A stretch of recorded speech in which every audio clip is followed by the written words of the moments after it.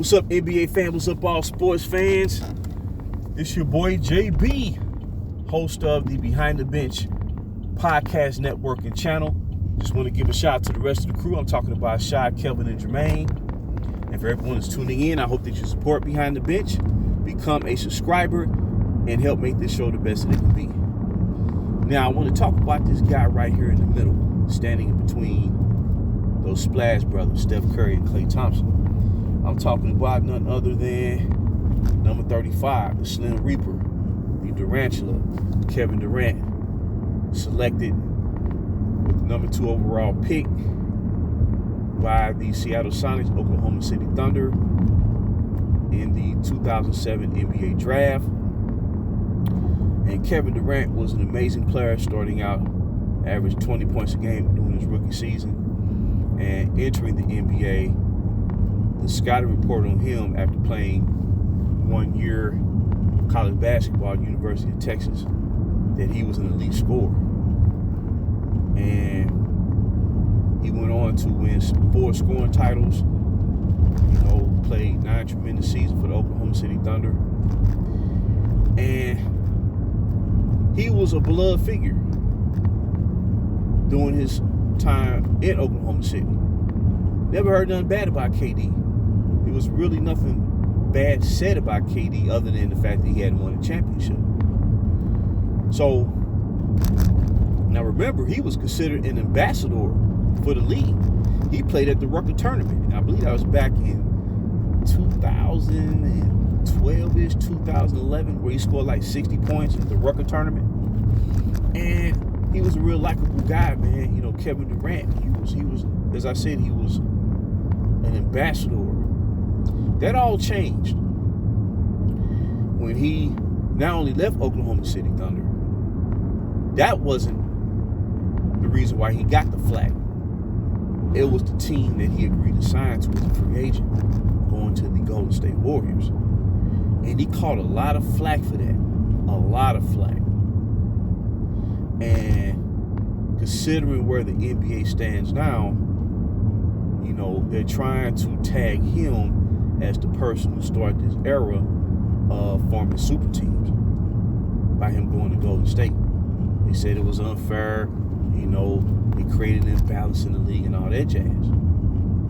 But Kevin Durant, after winning the championship in 2017, Kevin Durant said he only followed the blueprint that was preceded him and that was established back in 2010, where we saw 3 superstar franchise players join forces. He said he only followed that path. You see, but they're going to try to tag it on him, and I think it's unfair because he did not start it. He may have improved on it per se, but he didn't start it. See, the problem is that it started in the first place. So now, he goes to Golden State. They didn't like that for obvious reasons, and they try to force him out no sooner than after playing his debut game for the Golden State Warriors. The media came down on him. They called him this and that. He became public enemy number 1 in the NBA. But again, they tried to tag it all on him, but he didn't start. We all know who started it. I don't even need to mention his name.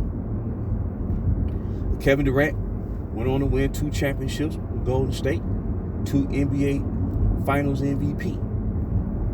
But they're going to say that his titles are lukewarm at best, and there should be an asterisk applied to his championship success. Well, if that's the case, then what about what started in 2010 down there in Miami?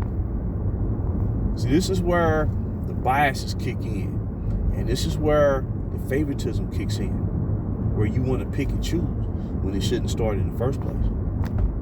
Like I said, Kevin Durant, man, just as the guy who really started it, going out of Miami and joining 2 superstars. He didn't receive any negative criticism either. We enjoy these players. If he was a fan of Kevin Durant, a fan of the other guy, a fan of another superstar, you know what I'm saying? While they was playing with their original teams, it was all good. But once that started in 2010, it opened up Pandora's box, and it started the era of chaos in the NBA. So now, Kevin Durant continues to try to follow that example. He goes to Brooklyn, teams up with Kyrie Irving, and then later on they bring in James Harden, and they bringing in all these veterans, and now he's going to Phoenix and playing with Devin Booker and whatnot. They trying to tag it all on him, but he didn't start it. Kevin Durant didn't start it. I think it's unfair.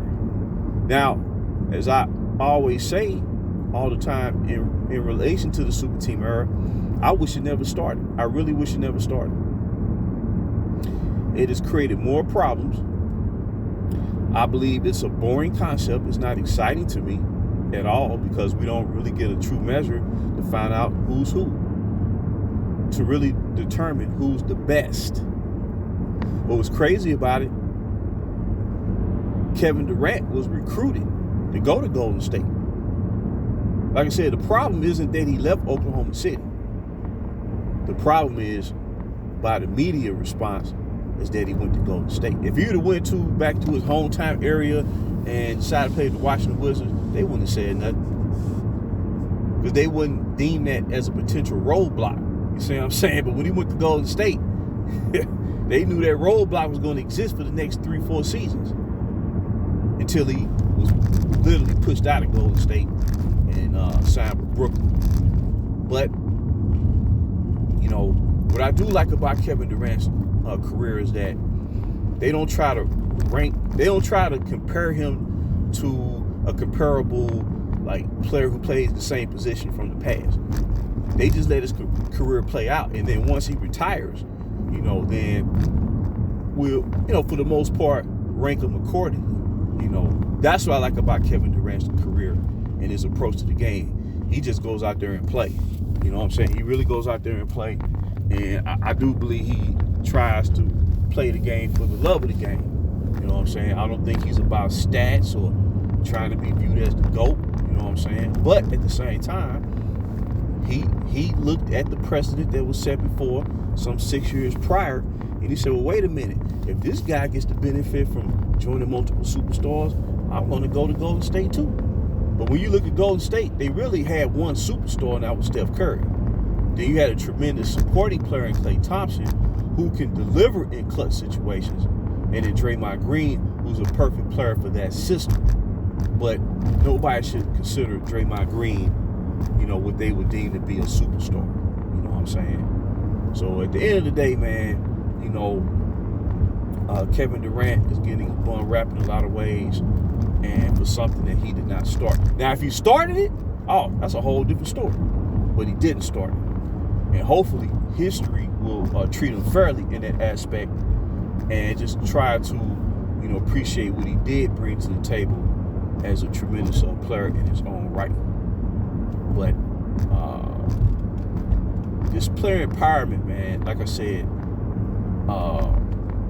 is running its course. And what's unfortunate is when this gets cleaned up and history looks back at this era, I believe a lot of these superstars are going to regret going this path, going from team to team, where they could have, played the majority of their career for one team and no more than two teams, because all superstars have not played their whole career for one team, so that would be unfair to expect other superstars to do that, But at the end of the day, Kevin Durant, I think he's a tremendous player, man. Like I said, he won 4 scoring titles, won the league MVP in 2014. So, he had the ability to win a championship, as a driving force, and he did that. Ultimately, he did that. But at the end of the day, I'd be glad when this whole era ends of super team and superstars joining forces. It's created a great distortion, and it's really not a fun conversation. It's really not a fun conversation. But until next time, this is JB for BTB Behind the Bench.